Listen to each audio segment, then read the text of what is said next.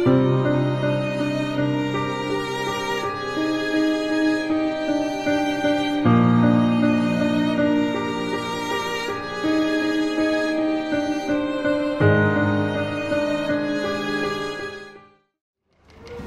cerah, kita bersyukur sama Tuhan bahwa hari ini boleh ada kebaktian 40 hari mengenang almarhum Bapak Ciputra yang kita kasihi.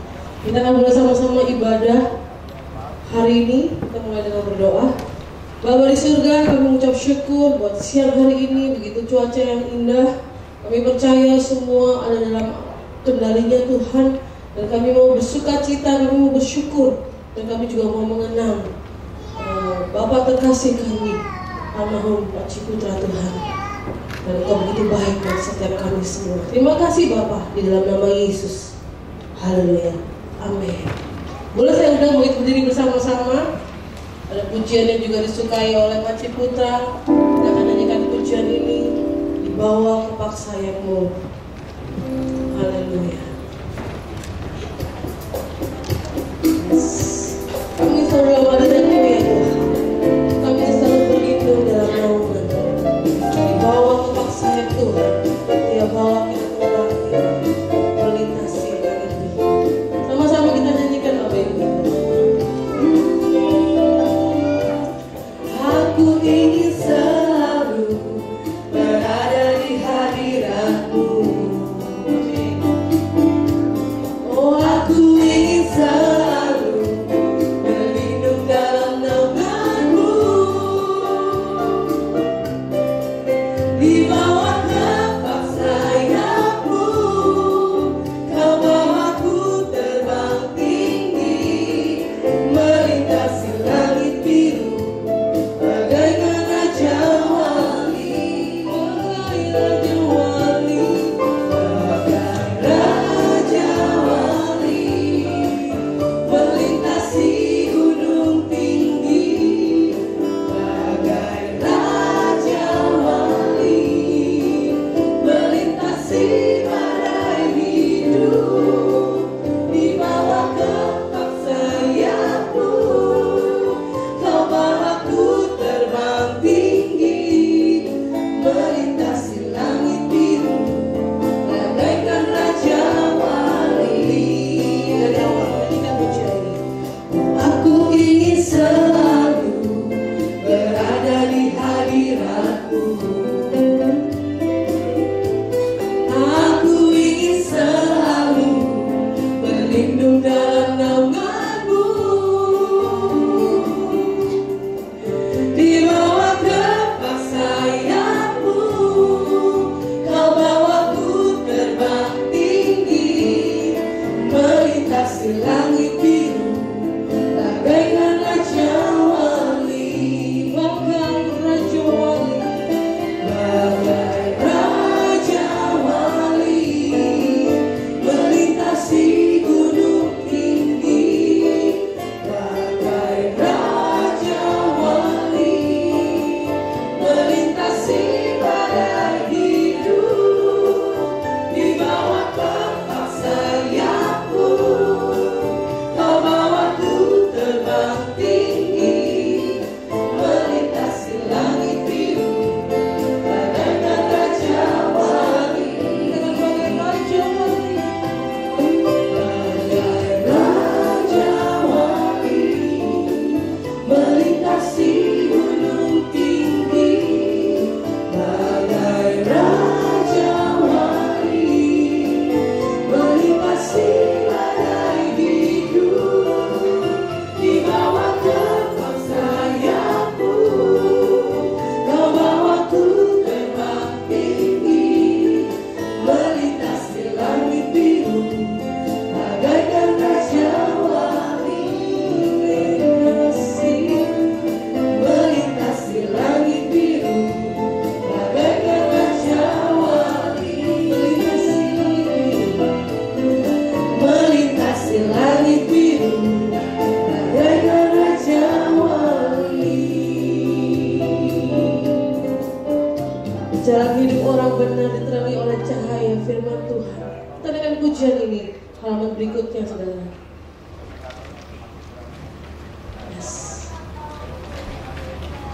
Apabila kita jatuh, tidak dibiarkan sampai tergeletak. Sebab tangan Tuhan yang menopang setiap kita.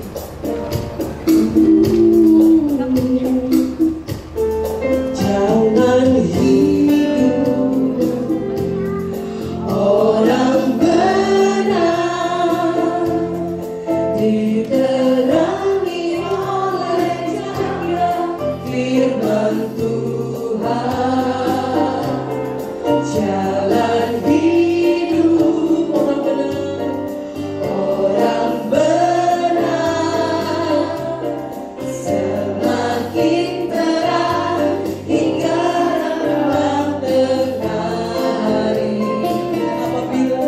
Apabila dia jatuh,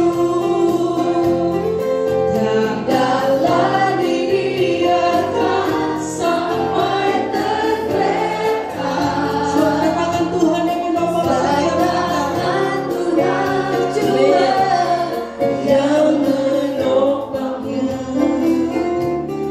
dan membangunkan dia kembali. Dari awal, nyanyikan sekali. Jalan hidup orang benar diterangi oleh cahaya firman Tuhan. Jalan hidup orang benar semakin terang hingga remang tengah hari. Apabila dia jatuh, tidaklah dibiarkan sampai tergeletak. Sebab tangan Tuhan jua yang menopangmu dan membangunkan. Sekali lagi, jalan hidup orang benar diterangi oleh cahaya firman Tuhan. Jalan hidup orang benar semakin terang hingga remang tengah hari. Apabila dia jatuh, tidaklah dibiarkan sampai tergeletak. Sebab tangan Tuhan jua yang menopangmu dan membangunkan ku kembali. Sebab tangan Tuhan jua yang menopangmu dan membangunkan ku kembali. Sebab tangan Tuhan jua yang menopangmu dan membangunkan ku kembali.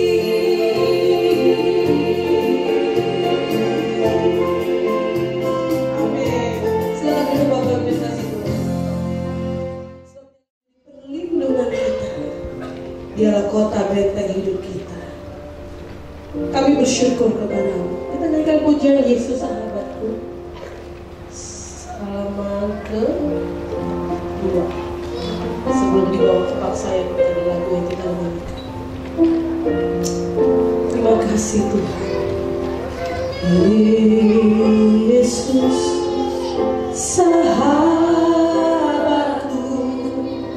Allah pelindung.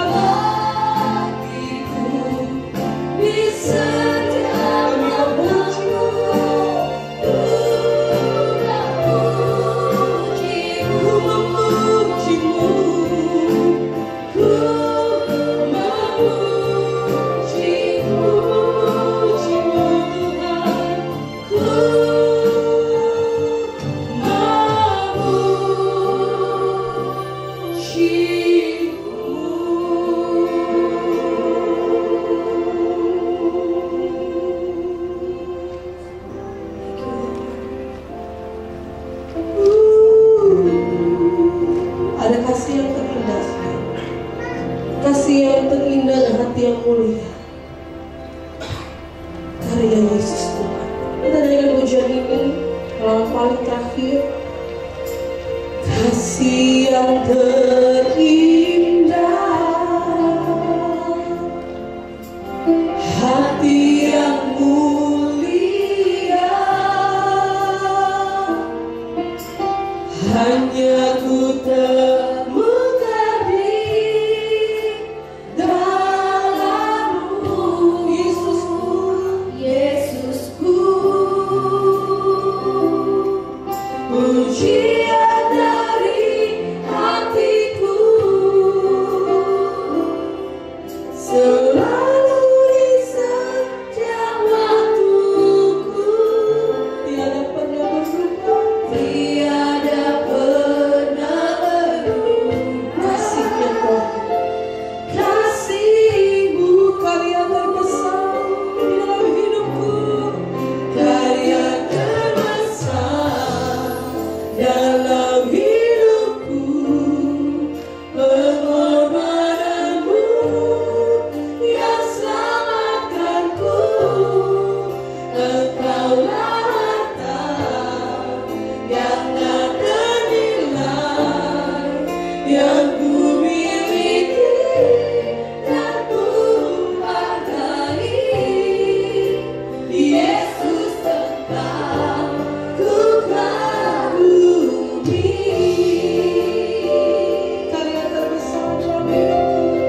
Karya terbesar dalam hidupku, karya terbesar dalam hidupku, pengorbananmu yang selamatkanku. Engkaulah harta yang tak ternilai, yang ku miliki dan ku hargai.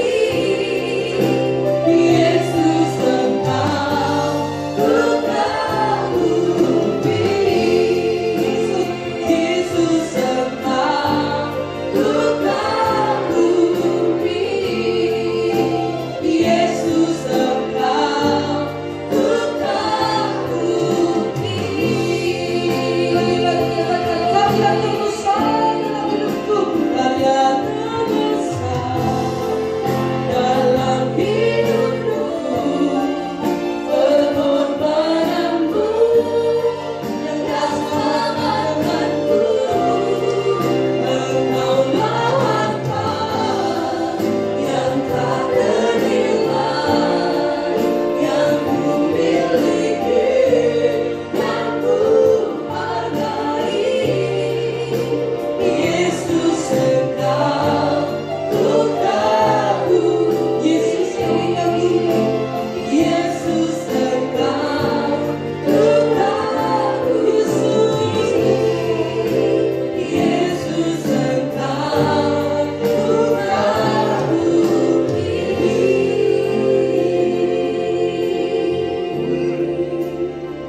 Aku kagum kepada Engkau Tuhan Yesus. Engkau sumber kehidupan. Engkau sumber daripada damai sejahtera kami. Engkau sumber sukacita kami. Dan Engkau adalah sumber masa depan di dalam hidup kami. 40 hari kami mengenang Pakcik. Berarti 40 hari dia sudah bersama-sama dengan Tuhan, dengan hubungan yang uninterrupted, tidak terganggu dan tidak terusik dengan hal apapun. 24 jam penuh dengan sukacita dan damai sejahtera. Semuanya ini karena karya agung Tuhan Yesus buat kehidupan Pakcik. Dan kami percaya juga buat kami yang percaya kepada Engkau. Dalam nama Tuhan Yesus kami berdoa dan mengucap syukur. Yang percaya katakan amin. Bapak Ibu, khususnya keluarga yang dikasihi Pakcik, Saya sedang membayangkan waktu saya mempersiapkan firman Tuhan ini. How beautiful heaven is. Betapa indahnya surga. Dan terima kasih, thank God, ada kehidupan setelah kematian. Dan di surga, no tears, tidak ada air mata. Saat ini kita di Jakarta dan juga sekitarnya itu sedang berduka karena banjir. Sakitlah, penyakit, dan lain sebagainya. Tapi di surga tidak ada sorrow, tidak ada pergumulan. Tadi kita ke sini juga mengalami pergumulan, walaupun pakai foreigner juga terus juga mengalami pergumulan. Tidak ada sakit penyakit. Saya mengucap syukur bahwa there is life after death. Ada kehidupan setelah kematian. Amin, saudara ya.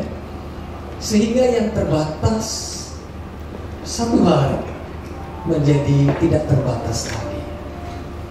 Berarti ada harapan buat saudara dan saya. Dan harapan tersebut sudah menjadi kenyataan bagi kekasih kita, Pak Ciputra. Bagi saudara dan saya, masih ada pengharapan. Tidak ada lagi keterbatasan. Dan kita tidak bisa bangga karena semuanya ini adalah karya Tuhan Yesus di kayu salib. Saya merenungkan 1 Korintus 15 yang saya ingin bacakan. Ayatnya ada beberapa, tapi ayatnya cukup self-explanatory. Jadi saya bacakan saja. Ayat ini merupakan ayat fondasi, foundational message dari Rasul Paulus untuk kehidupan kita. Dia bicara mengenai kematian dan kebangkitan Tuhan Yesus. Saya mulai dari ayat yang ke-12. Paulus bilang, pesan yang kami beritakan adalah Kristus yang telah dibangkitkan dari antara orang mati.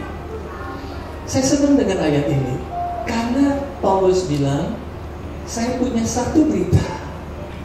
In fact, bukan satu berita, satu pribadi. Dan pribadi itu tidak lain, tidak bukan adalah Tuhan Yesus. Tuhan Yesus yang mana? Tuhan Yesus yang masih di muka bumi, atau Tuhan Yesus yang sudah meninggal? Di sini dikatakan Kristus Yesus yang telah dibangkitkan dari antara orang mati. Berarti Rasul Paulus senang dengan memberitakan seorang pribadi yang hidup, saudara. Kadang kalau kita cerita tentang seorang pribadi, kita ingat kehidupan dia yang punya dampak, tapi merupakan hero di zaman dahulu.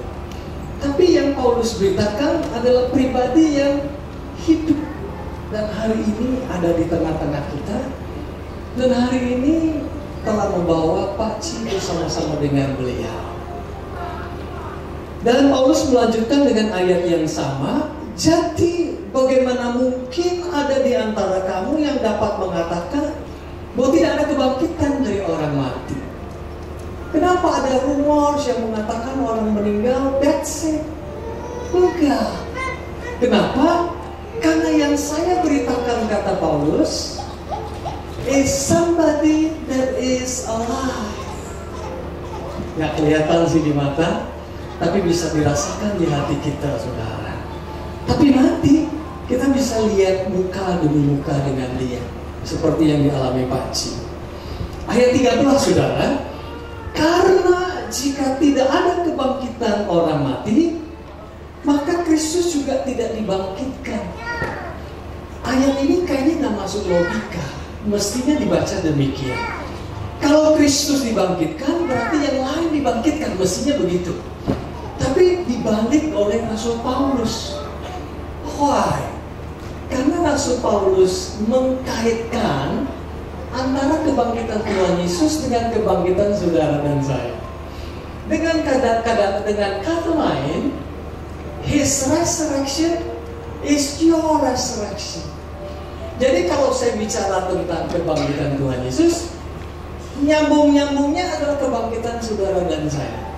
Dan kalau saya bicara kebangkitan saudara dan saya, nyambung-nyambungnya karena kebangkitan Tuhan Yesus Kristus. Karena Tuhan Yesus kalau melakukan sesuatu, bukan untuk dirinya sendiri, tapi dia merangkul saudara dan saya sebagai anak-anaknya. Lagi ya saudara, ya ayat 14. Saudara akan ketemukan Paulus mengulang beberapa kali di dalam perikop ini. Berarti it is very important ya kalau sampai orang mengulang ya. Dan andai kata Kristus tidak dibangkitkan, sia-sialah pemberitaan kami dan iman kami tidak ada gunanya. Jadi kalau Kristus Yesus tidak bangkit dari antara orang mati, Rasul Paulus bilang lebih baik saya nggak ngomong apa-apa deh. Karena omongan saya ini tidak ada backupnya. Omongan saya ini tidak ada artinya. Omongan itu nggak cuma omongan, tapi merupakan sebuah kenyataan atau sebuah janji. Saya masih ingat sekali Pak Ci bilang, kalau udah janji itu seperti utang katanya. Berarti Pak Ci mengerti the value, nilai daripada sebuah ucapan. Dan memang semakin tinggi seseorang di dalam posisinya, omongannya itu seperti pendulum. Omongannya di atas tapi pendulum di bawah itu goyangnya kencang. Itu the power of a word, kuasa daripada firman. Jadi kalau Kristus tidak dibangkitkan, pemberitaan saya, kata Paulus, sia-sia dah. Iman percaya saudara dan saya tidak ada gunanya. Tapi saudara dan saya masih memperingati Pak Ci kan? Berarti Pak Ci masih fresh di dalam memori kita. Kalau orangnya sudah tidak ada, bagaimana kita bisa memperingati dan bisa ada fresh? Berarti Pak Ci is still alive, masih hidup. Amin saudara ya. Ayat 15. Lebih daripada itu, jikalau orang mati tidak dibangkitkan, maka berarti kami adalah saksi-saksi palsu yang menyampaikan berita yang salah tentang Allah. Berarti God is not real. Kebangkitan itu tidak nyata, saudara. Dan itu akan berarti kami telah memberitakan kebohongan. Berarti Paulus tukang jual obat, menyatakan bahwa Allah membangkitkan Tuhan Yesus dari antara orang mati, andai kata kenyataannya tidak demikian. Tadi dari ayat 12 saya baca, sekarang ayat 16. Berarti 12, 13, 14, 15. Cukup dong diulang 4 kali ya. Kan kita mengerti ya. Tapi Paulus ngomong lagi tentang kebangkitan. Ayat 16. Jika orang mati tidak dibangkitkan, berarti Kristus juga tidak dibangkitkan. Berarti Kristus dibangkitkan, saudara dan saya dibangkitkan. Aduh senang saya baca ayat itu. Boleh nggak saya minta kita katakan amin, saya percaya. Amin. Katakan amin, saya percaya. Katakan saya orang yang hidup. Katakan saya tidak akan mati selama-lamanya. Saya akan bangkit. Haleluya. Ayat 17, saya sudah mau selesai. Mau diulang lagi sama Rasul Paulus. Dan andai kata Kristus tidak hidup, kamu masih terhilang di dalam dosa-dosa. Dan imanmu hanyalah khayalan belaka. Siapa yang di sini masih bisa berbuat dosa? Nggak usah angkat tangan. Kita semua masih berbuat dosa. Tahu nggak kenapa dosa kita bisa diampuni? Karena ada yang mengambil dosa kita, mati, dan hari ketiga dia bangkit dari antara orang mati. Dia bangkit dari antara orang mati, artinya dia menang terhadap dosa. Karena dia menang terhadap dosa, berarti dosa saudara dan dosa saya masih bisa diampuni. Nggak enak loh kalau dosa nggak bisa diampuni, feel guilty dan lain sebagainya. Tapi dosa saudara dan dosa saya diampuni. Ayat 19. Jika satu-satunya keuntungan dari pengharapan kita kepada Tuhan Yesus hanya terbatas untuk kehidupan di muka bumi saja, kita pantas disebut orang-orang yang paling malang dari semua orang yang lain. Kalau saudara bisa tertawa, bisa makan, masih bisa punya rencana, masih mengembangkan bisnis Ciputra, masih ingin membuka lahan supaya orang lain bisa tempat tinggal, masih ingin dibikin rumah sakit, sekolah supaya orang terdidik dan lain sebagainya, berarti saudara menghargai potensi. Berarti saudara melihat ada masa depan terhadap anak-anak. Anak yang bodoh dididik sama guru terus mendidik walaupun dia bodoh. Kenapa? Karena satu hari ada harapan dia menjadi orang yang pintar. Demikian juga Paulus berkata, ada harapan setelah kematian. Ada hidup yang jauh lebih indah. Berarti hidup saudara di muka bumi ini dengan percaya Tuhan Yesus tidak sia-sia. Kalau enggak kita disebut orang yang malang. Ayat 20, tetapi kebenarannya adalah Kristus bangkit terlebih dahulu, dia adalah sulung, dan setelah Tuhan Yesus akan menuai kebangkitan yang besar terhadap orang-orang yang meninggal. Berarti kalau Tuhan Yesus belum datang, saudara dan saya juga dipanggil Tuhan, nanti kita akan sama-sama kita bangkit, saudara. Ayat 21, karena sejak kematian datang melalui satu orang, manusia Adam, demikian juga kebangkitan orang mati datang melalui satu orang, yaitu Tuhan Yesus. Saudara, hidup di dunia ini kita masih merasakan akibatnya ya. Sebanyak-banyaknya fasilitas kita punya, kita masih merasakan akibatnya. Rumah kita sih nggak banjir ya, tetapi jalanannya banjir, we can do nothing. Ini semua gara-gara Adam dan Hawa yang berdosa. Gara-gara manusia nenek moyang kita ini, saudara dan saya mengalami akibatnya sampai ribuan tahun. Itu bad news. Kalau saya sampai di surga, mungkin orang pertama yang saya protes Adam. Dan kenapa kamu begitu gitu ya.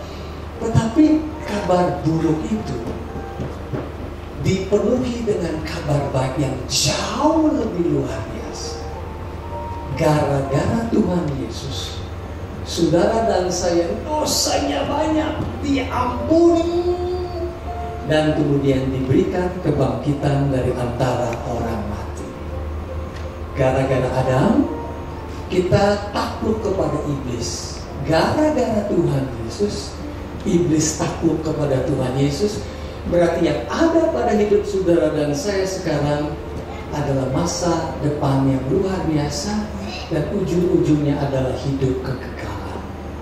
Ayat yang ke-22, bahkan seperti semua orang yang ada di dalam Adam mati adanya, demikian juga semua orang yang ada di dalam Kristus Yesus akan dibuat hidup. Panjangnya ayatnya ya. Dan ayatnya masih ngomong yang sama lagi, dari 12 sampai 23. Jadi berapa ayat itu? 12 ayat bicara tentang kebangkitan. Ayat terakhir, tetapi masing-masing dalam urutannya yang benar. Kristus terlebih dahulu, yaitu sebagai buah sulung, dan semua yang menjadi milik Tuhan Yesus Kristus. Saudara, seenak-enaknya saudara tinggal di hotel bintang 5 atau 6 atau 7. Seenak-enaknya saudara jalan seminggu, 2 minggu, 3 minggu. Apa yang saudara harapkan yang terakhir? I want to go home. Makanya orang boleh ada bilang home sweet home. Walaupun rumah sendiri relatif tidak terlalu besar dibandingkan dengan hotel atau bagaimanapun, tetapi tetap home sweet home. House-nya mungkin kecil bangunan rumahnya, tetapi ada kasih di dalamnya, yaitu home sweet home. Dan saya ingin mengajak saudara mengucap syukur. Pak Ci has gone home sweet home. Dan saudara dan saya akan kembali ke rumah Bapa dalam keadaan hidup untuk selama-lamanya. Imagine, fakta ini, ada kehidupan setelah kematian. Mari kita berdoa.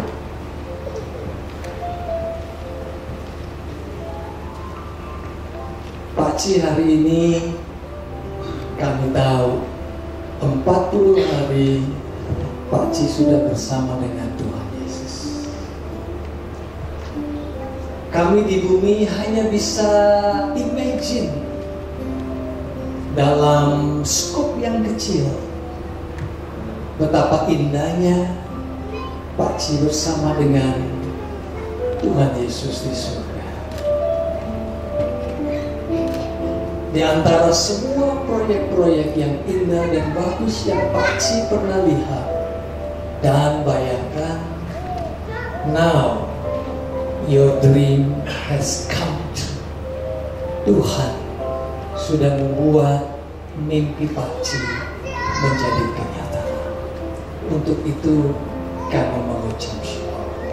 Dan hari ini hamba ingin memakai kesempatan untuk berdoa untuk kami semua yang ada di tempat ini. Berikan kami keyakinan Tuhan, ada kehidupan yang indah setelah kematian. Berkati Ibu Dian, berkati keluarga semua yang ada di muka bumi ini. Terus Engkau beri kekuatan dan beri kesadaran bahwa Pak Ci sudah home sweet home bersama dengan Tuhan. Dalam nama Tuhan Yesus kami berdoa. Amin. Baik, selanjutnya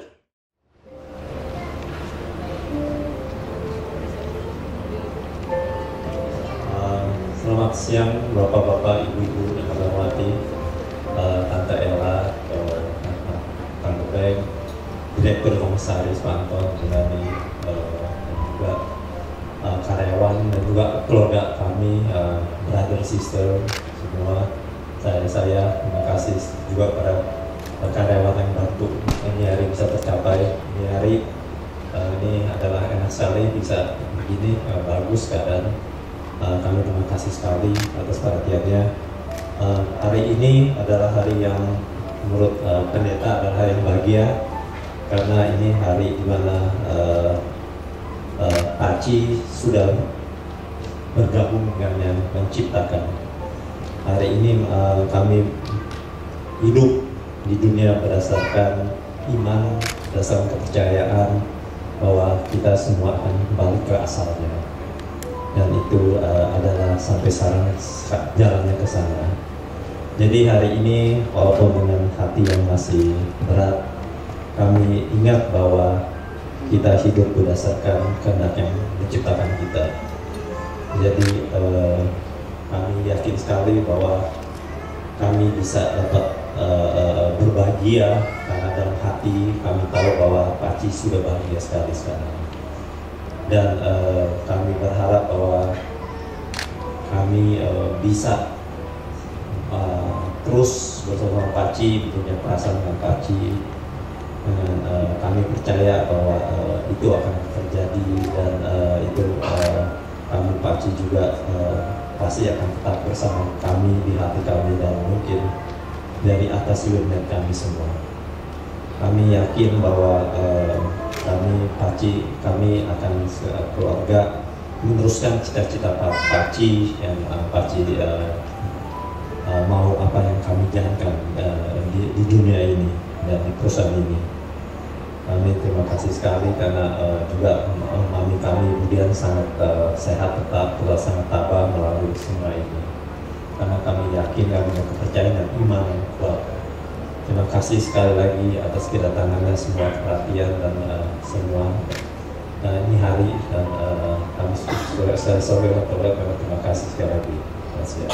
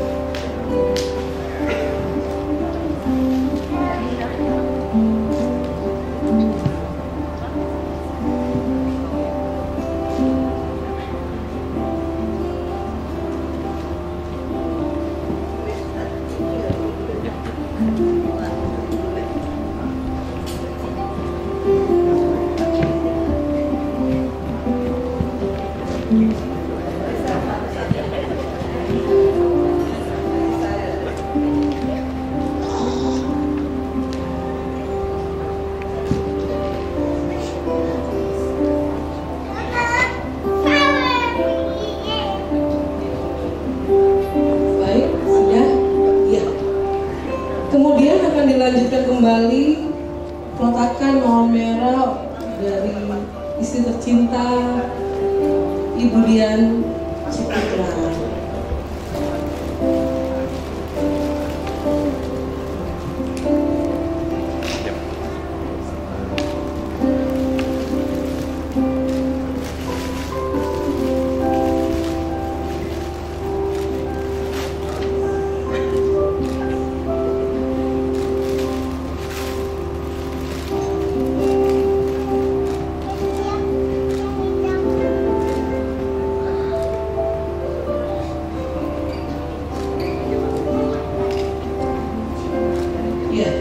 Baik, kami akan lanjutkan kembali dengan peletakan mawar merah dan bunga kristal putih dari para keluarga dan tamu, karyawan juga.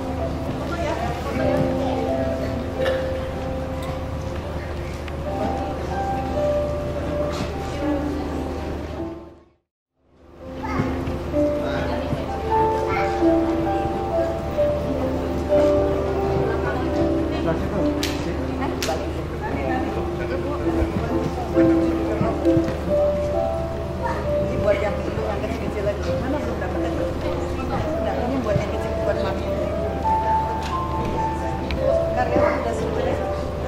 Karyawan udah sudah.